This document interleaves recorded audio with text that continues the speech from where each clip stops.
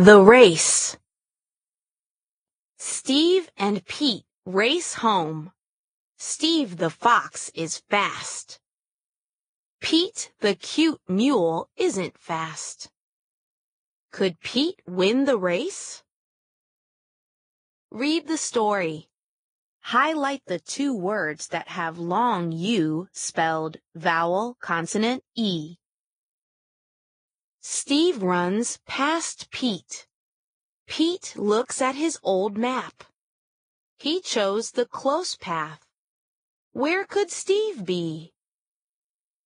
Highlight the four words that have long E spelled vowel consonant E. He naps by a wall of stone. Why did Steve nap? He ran too fast. Pete wins the race home. Underline the two words that have long O spelled vowel consonant E.